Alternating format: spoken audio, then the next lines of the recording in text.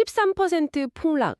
아니, 주가만 보면 이건 뭐 완전히 망한 회사 같은데요? 사업은 오히려 성장하고 있습니다. 또 반대로 AI 칩 시장은 모두가 미래라고 말하는데 어째 주가는 흔들리고 있죠? 오늘은 이렇게 기업의 현실과 시장의 인식이 완전히 반대로 움직이는 두 가지 사례, 중국 전기차 기업 니오와 AI 반도체 시장을 통해 이 시장의 비이성 속에서 어떻게 기회를 찾아야 할지 한번 깊이 파고들어 보겠습니다. 네, 이거 아주 흥미로운 주제입니다. 시장이 종종 얼마나 감정적으로 움직일 수 있는지를 보여주는 정말 완벽한 예시들이죠. 니오 같은 경우엔 중국 리스크라는 어떤 지정학적 공포가, 그리고 반도체 시장은 AI의 미래에 대한 좀 모순된 공포가 기업의 펀더멘탈, 그러니까 기초 체력을 완전히 압도하고 있거든요. 오늘 이 두 사례를 보면서 시장의 그 감정적인 서사를 한번 걷어내고 그 안에 숨겨진 진짜 모습을 들여다보는 시간이 될 것 같습니다. 좋습니다. 그럼 먼저 니오 이야기부터 시작해보죠. 주가가 63달러에서 4달러 50센트까지 떨어졌다는 건 와, 정말 충격적인데 사업은 잘 되고 있다는 게 사실 잘 믿기지가 않거든요. 구체적으로 어느 정도인가요? 저도 그 숫자를 보고 좀 놀랐습니다. 3분기에만 8만 7천 대가 넘는 차를 인도했는데 이게 작년 같은 기간보다 무려 40.8%나 늘어난 수치예요. 와, 40.8%요? 네. 보통 주가가 이 정도로 떨어지면 회사가 뭐 심각한 위기에 빠졌다고 생각하기 마련인데 실제 판매량은 폭발적으로 늘고 있는 거죠. 40% 성장이라니 정말 대단하네요. 근데 니오는 원래 좀 고급 전기차를 만드는 회사로 알려져 있지 않았나요? 그럼 프리미엄 브랜드가 이렇게 높은 성장률을 기록하기는 쉽지 않을 텐데요. 아, 바로 그 지점이 니오의 아주 흥미로운 전략 변화를 보여줍니다. 물론 니오라는 프리미엄 브랜드도 있는데 최근 성장을 이끄는 건 사실 온보나 파이어플라이 같은 서브 브랜드들이에요. 아, 서브 브랜드요? 네, 이 브랜드들은 좀 더 실용적이고 대중적인 시장을 공략하는데 이게 제대로 먹혀들었습니다. 심지어 3분기 온보의 인도량 이게 3만 7천 대가 넘는데 주력인 니오 브랜드를 넘어섰을 정도니까요. 아, 그러니까 고급 시장에만 머무르지 않고 더 넓은 시장으로 확장해서 성공을 거두고 있다 이 말씀이시군요. 근데 지금 중국 전기차 시장 경쟁이 거의 뭐 전쟁 수준이라고 들었거든요. 테슬라는 물론이고 BYD 같은 현지 강자들이 꽉 잡고 있잖아요. 이런 환경에서 살아남는 것 자체가 대단한 일 아닌가요? 맞습니다. 그 점을 반드시 짚고 넘어가야 합니다. 지금 중국은 신차 판매의 거의 60%가 전기차일 정도로 세계 최대 시장이지만 그만큼 경쟁이 정말 살벌합니다. 60%나요? 네. 심지어 분석가들은 시장의 거인인 테슬라나 BYD조차 내년에는 중국 내 판매량이 각각 한 7.4%, 5.1% 줄어들 거라고 예상할 정도예요. 아, 거인들조차도요. 네. 시장 전체가 거의 포화 상태에 가까워지고 있다는 신호죠. 그런 와중에 니오가 40% 넘는 성장을 했다는 건 이건 분명히 시장에서 뭔가를 제대로 하고 있다는 증거입니다. 판매량만 늘어난 게 아니라고 들었어요. 보통 저가형 대중 모델을 많이 팔면 수익성이 떨어지기 마련인데 니오는 오히려 총 마진율이 10.7%에서 13.9%로 개선되고 영업손실은 33%나 줄었다고요. 이건 어떻게 설명해야 할까요?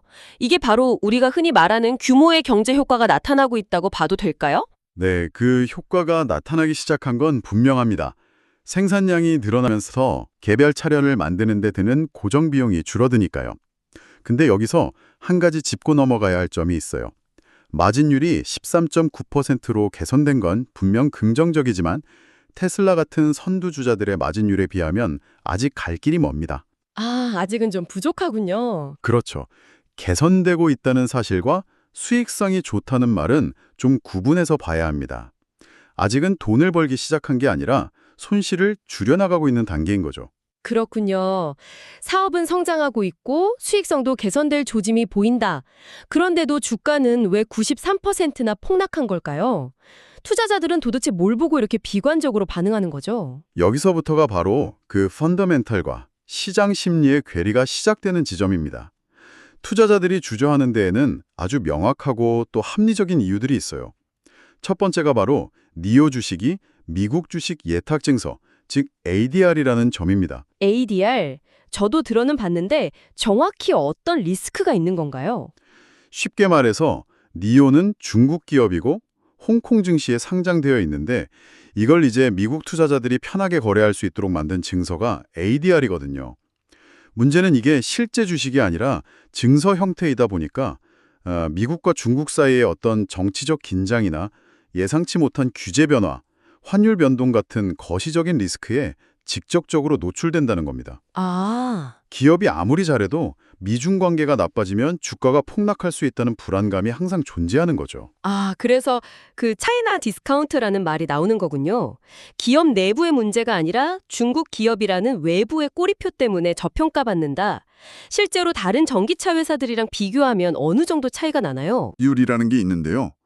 테슬라가 16, 리비안이 3인데 비해 니오는 고작 1입니다. 네, 1이요? 네. 매출액 대비 기업 가치가 테슬라의 16분의 1밖에 안 된다는 뜻이에요. 이 숫자가 바로 시장이 느끼는 지정학적 공포의 크기를 보여주는 거죠. 와, 16대 1이라니. 이건 정말 충격적인 수치네요. 그럼 ADR 말고 또 다른 문제는 없나요? 물론 있습니다. 어쩌면 이게 더 근본적인 문제일 수도 있는데 니오는 아직 돈을 벌지 못하고 있다는 겁니다.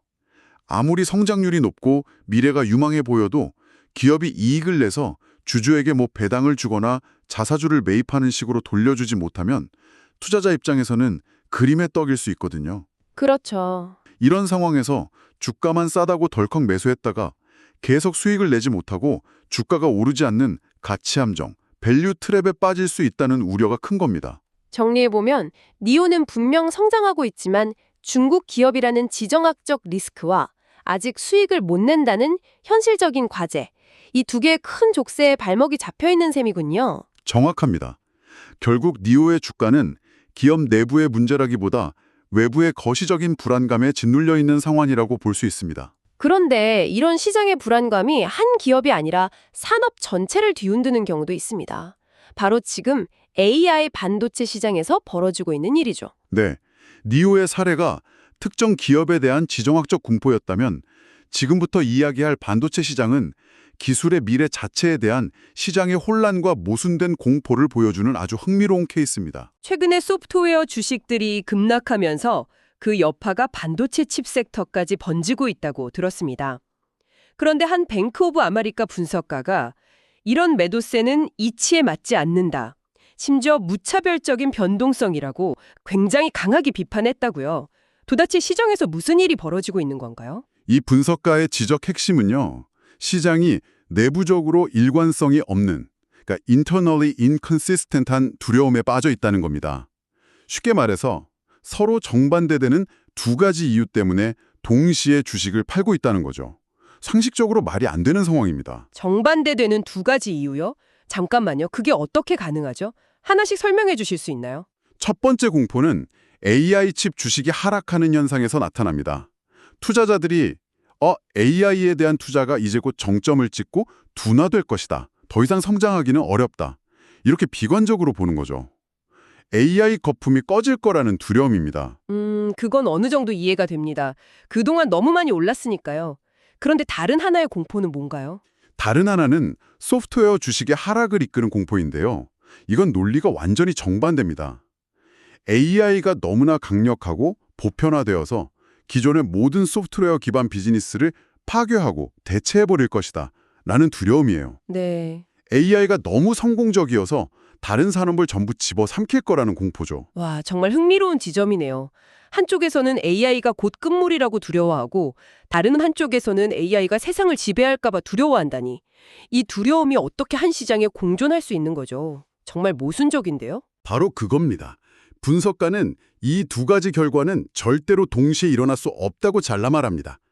AI 투자가 실패하거나 아니면 AI가 크게 성공하거나 둘 중 하나지 둘 다일 수는 없다는 거죠.